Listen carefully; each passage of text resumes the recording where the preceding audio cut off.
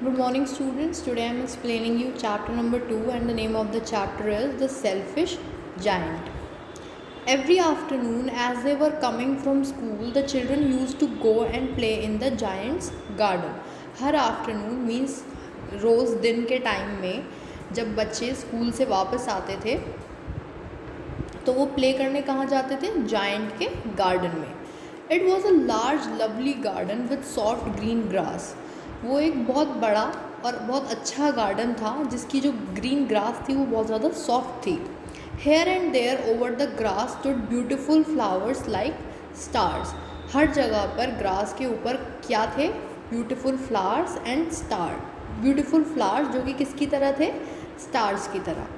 And there were 12 peach trees that in the springtime broke out into delicate blossoms of pink and pearl, and in the autumn bore rich fruit. और क्या थे उसके garden में? 12 peach trees थे जो spring time में broke out होकर blossoms of pink and pearl बन जाते थे और ऑटम के टाइम में एक रिच फ्रूट बन जाते थे. The birds sat on the trees and sang so sweetly that the children used to stop their games in order to listen to them.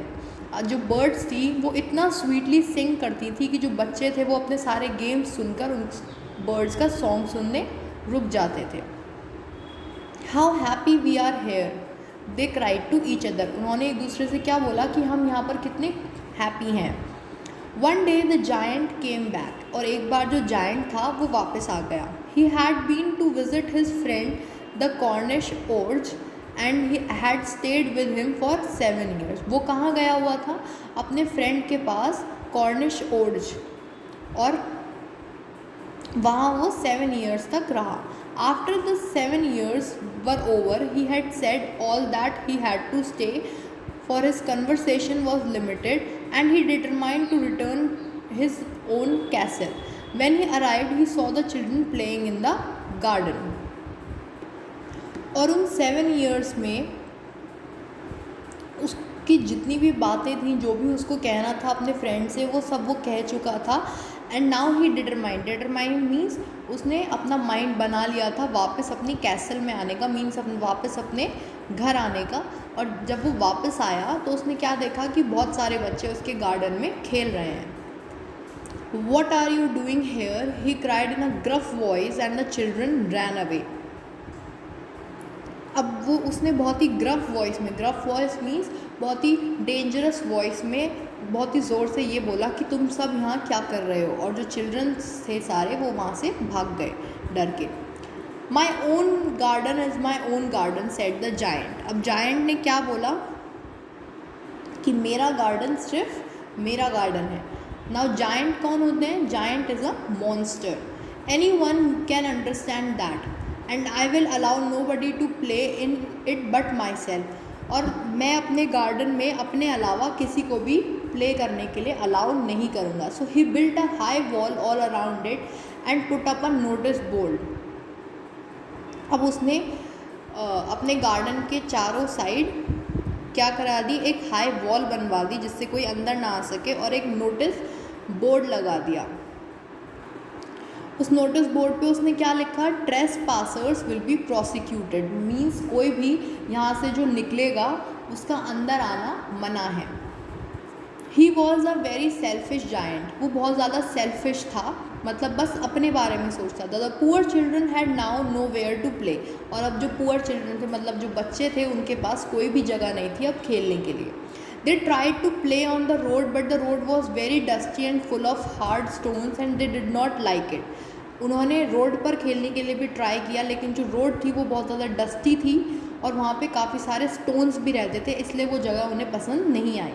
They used to wander round the high wall when their lessons were over and talk about the beautiful garden inside. How happy we were there, they said to each other. जब उनका school over हो जाता था तो वो जो high walls थी garden के बाहर, उसके बाहर खड़े होकर वो लोग बात करते थे कि हम लोग वहाँ पर जब थे तब कितने हैप्पी थे. Then the spring came and all over the country there were little blossoms and little birds. Only in the garden of the selfish giant it was still winter. अब सारी जगह पर क्या आ गया था, स्प्रिंग था, हर कंट्री में स्प्रिंग आ गया था. There were little blossoms and little birds, और बहुत सारे लिटिल ब्लोसम्स और लिटिल बर्ड्स भी आ गई थी. लेकिन सिर्फ उस जायंट के गार्डन में क्या था, winter. The birds did not care to sing in it as there were no children. और अब उसके गार्डन में बर्ड्स भी सिंग नहीं करती थी क्योंकि अब वहाँ पर वो बच्चे प्ले नहीं करते थे.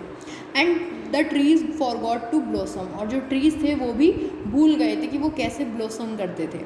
I cannot understand why the spring is so late in coming, said the selfish giant. अब giant सोचने लगा कि पता नहीं क्यों मेरे यहाँ पर जो स्प्रिंग है वो नहीं आ रही अभी तक.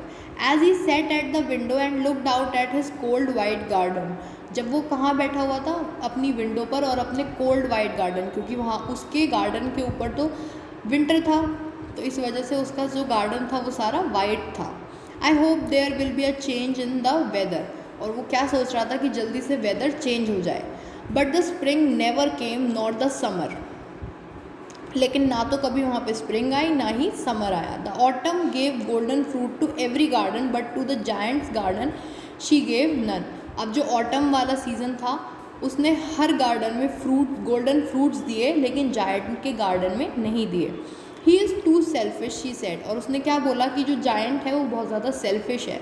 So it was always winter there, and the north wind and the hail and the frost and the snow danced about through the trees.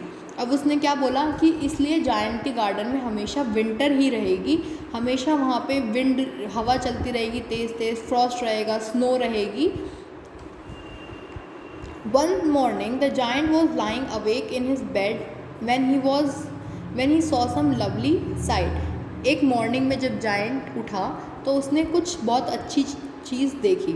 He saw most wonderful sight, उसे एक बहुत ही सुंदर चीज़ दिखी. Through a little hole in the wall the children had crept in and they were sitting in the branches of the trees. The trees were so glad to have the children back again that they had covered themselves with blossoms and were waving their arms gently above the children's head.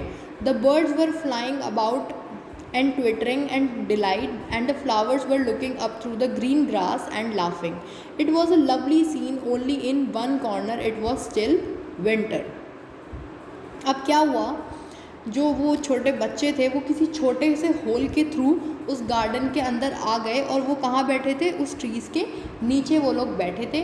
तो उस जहाँ वो लोग बैठे थे वहाँ का जो एरिया था वो सारा फिर से पहले जैसा ही हो गया. वहाँ की जो ग्रास थी वो भी ग्रीन होने लगी, जो फ्लावर्स थे वो फिर से ब्लॉसम करने लगे, जो ट्रीज़ थे वो फिर से सुंदर हो गए, और ऐसा लग रहा था जैसे कि वो ट्रीज़ हंस रहे हों, और वो बहुत ही अच्छा सीन लगा. लेकिन सिर्फ एक कॉर्नर में अभी भी विंटर थी.